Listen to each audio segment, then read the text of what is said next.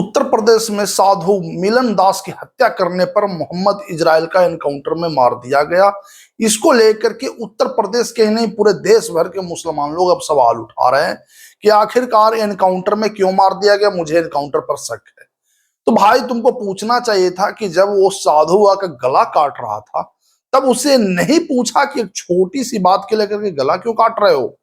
आज जो चीख चीख करके जो तुम चिल्ला रहे हो और बोल रहे हो कि इजराइल को मार दिया, इजराइल को मार दिया, तुम्हें एक बार महंत जी के लिए एक बार सवाल नहीं आया दिल में? दया तो छोड़ दो, कम से कम सवाल पूछ लेता कि मेरे महंत जी को क्यों मार दिया तुमने। तो ये सवाल तुम करोगे नहीं। आज उत्तर प्रदेश में क्या राम भक्त होना गुनाह हो गया है, पाप हो गया है? आप जब चाहेंगे तब एक राम भक्त की कत्ल कर देंगे और सोचेंगे कि कोई उस पर सवाल न करे। योगी जी के रहते अब नहीं होगा। योगी जी अब इस पर रोक लगा दिए हैं। और आज ताजा घटनाक्रम दो जगह का ही देखिए, एक उत्तर प्रदेश का है और एक उत्तराखंड का है। उत्तराखंड में भी बिल्कुल ऐसा ही हुआ। वहां विनोद कश्यप नाम के एक भाजपा नेता को, ये समझिए हिंदू ही है, उसको इम्तियाज ने जाकर के घेर करके मार दिया। पर इम्तियाज का एनकाउंटर नहीं हुआ क्योंकि वह उत्तराखंड में था। हाँ, इम्तियाज का घर जरूर बुलडोज हो गया, मगर उत्तर प्रदेश में उसका एनकाउंटर हो गया क्योंकि उत्तर प्रदेश में उसको मन में वहम पल रहा था कि मैं योगी आदित्यनाथ के राज में रह करके भी किसी हिंदू साधु को मार दूंगा, वो मेरा कुछ नहीं होगा। हमारे उत्तर प्रदेश की पुलिस यानी खुद योगी आदित्यनाथ को समझिए, मैं सेनापति बोलता हूं, इस मामले में किसी भी प्रकार के अपराधियों पर कोई दया नहीं बरतती है। घेर करके नहीं, जबकि वो मरने जाने योग्य ही था। इजराइल ने पुलिस टीम पर भी हमला बोला। जवाबी कार्रवाई में मोहम्मद इजराइल मारा गया। अब इसमें जाकर के चीखने चिल्लाने और बिल बिलाने की कौन बात है?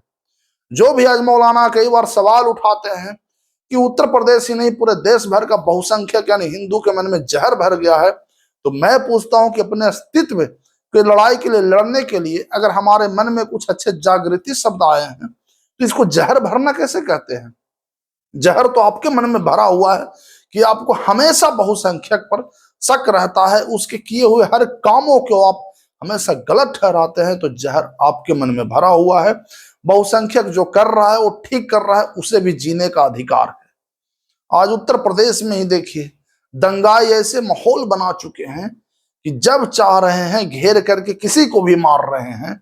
सोचिए जाकर के मिलन दास जी का क्या कसूर था, क्या गलती था? वे एक महंत थे, अच्छे से साधे साधे थे, उनका किसी भी प्रकार से कोई झगड़ा नहीं था, फिर भी उनको जाकर के घेर करके मार दिया गया। और उसके बाद भी आप ये आशा लगाए हुए हैं कि हत्यारे को छोड़ दिया जाए, सिर्फ एक छोटी सी गिरफ्तारी हो और बाद में जमानत पर छूट जाए। क्या यही न्याय है? महंत जी के से जो हत्या किया गया है, क्या उसका बदला नहीं लिया जा सकता है जाकर के? आप तो बोलते हैं कि बदला लीजिए, पर महंत जी की आत्मा को शांति नहीं मिले, उसके हत्यारों को ऐसे ही छोड़ दिया जाए। और वैसा खुद उसने जाकर के मरने योग्य ही काम किया है। पुलिस टीम पर उसने हमला बोल दिया, तो उसका हाल तो वही होगा। तो आज महंत जी का समझिए जो न्याय मिला है, उम्मीद करते हैं कि यह न्याय सभी लोगों को मिले और जो भी इस तरह से जो कुकर्म करते हैं, ये उत्तर प्रदेश में उनको सजा तुरंत मिलेगा। दूसरे राज्यों को तो मैं नहीं कर सकता हूं। मैं दो राज्य की तुलना खुद कर दिया, जबकि दोनों जगह भाजपा का ही राज्य है, मगर उत्तर प्रदेश में एनकाउंटर तबाह तोड़ होते हैं। ऐसा इसलिए कि उत्तर प्रदेश बहुत बड़ा जाकर राज्य है। समझिए, आज अगर देखा जाए तो जितना बड़ा उत्तर प्रदेश है, दुनिया के टॉप 10 देश का अगर देखा जाए ना, तो उतनी बड़ी आबादी होता है। यानी अगर देखा जाए शायद ही कोई ग्रहमा बरहमा नंबर पर कोई देश होगा जिसकी आबादी करीब 25 करोड़ हो। तो आज उत्तर प्रदेश को चलाना समझिए ऐसा लगता है कि कोई मुख्यमंत्री का काम नहीं, एक प्रधानमंत्री जैसा काम है। 25 करोड़ की आबादी का कानून व्यवस्था संभालने के लिए इस तरह के अपराधियों को कठोर दंड दिए जाना ही समझिए श्रेयस्कर है। अगर नहीं दिया जाएगा तो उत्तर प्रदेश समझिए कानून का समझिए वहां कोई राज ही नहीं होगा, जंगल राज हो जाएगा। आज जो इसराइल के मन में आया कि हम जब चाहेंगे किसी बूढ़े साधु संत को मार देंगे, उसके प्रॉपर्टी कब्जा लेंगे, उसका धर्म को जो है सो भ्रष्ट करने की कोशिश करेंगे, ये उसका मंसूबा जो है सो उसको मरने के साथ ही खत्म हो गया। अब ये उसका जो सपना जो है वो कभी पूरा नहीं होगा। योगी जी के राज में कभी भी किसी साधु संत पर समझिए कोई भी ऐसा नहीं करेगा कि दबाव दे करके उससे अपना बात मनवा लेगा, ऐसा नहीं होगा। क्योंकि आज पूरी देश देख रहा है योगी आदित्यनाथ की ओर, क्योंकि बुलडोजर की जो नीति है विकास की नीति है। योगी मॉडल समझिए राम राज की ओर ले जाता है। आज ऐसा लग रहा है कि योगी मॉडल के द्वारा ही उनको न्याय मिला है। आप सब जगह से देख लीजिए, किसी भी राज्य में अपराधी को इतना त्वरित न्याय नहीं मिलता है। इसके लिए थैंकफुल उसको कहना चाहिए जो खुद अपराधी द्वारा पीड़ित हुए हैं।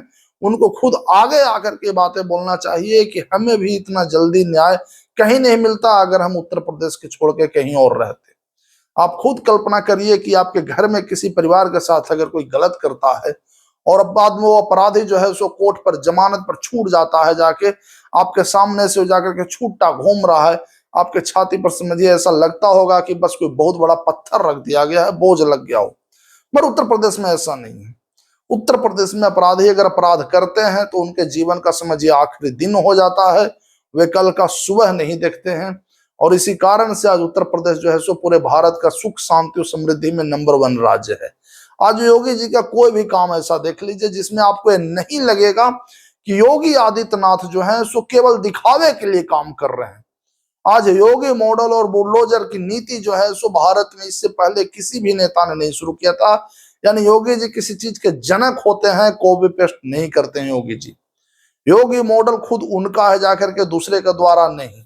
आज कहीं भी देख लीजिए, अगर हर जगह चर्चा होता है कि कहीं अगर बुलडोजर चला तो अचानक याद आ जाता है योगी जी का। योगी जी का याद आना इस बात का सबूत है जाकर के कि शुरुआत में अगर बुलडोजर का कोई सही उपयोग अगर किया है तो वह केवल योगी आदित्यनाथ ही हैं जो बुलडोजर का सही उपयोग किए हैं।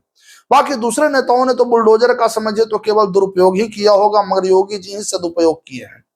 अपराधियों के घर को बुलडोज करना उसका समझिए गुरूर को तोड़ देने के बराबर होता है। उसे कभी उम्मीद ही नहीं रहता है कि आखिरकार एक दिन हमारा खुद घर जिसमें रह रहे हैं जाकर के वो टूट जाएगा। मगर ये गुरूर जो है सो उत्तर प्रदेश में चकनाचूर हो जाता है। आज मोहम्मद इजराइल के मन में भी ये भरा होगा कि हमें कोई नहीं बिगाड़ सकता। थाने का इंचार्ज से तो मेरा दोस्त ही है, जाकर के जब चाहता हूँ चौकी में बैठ करके चाय पीता हूँ।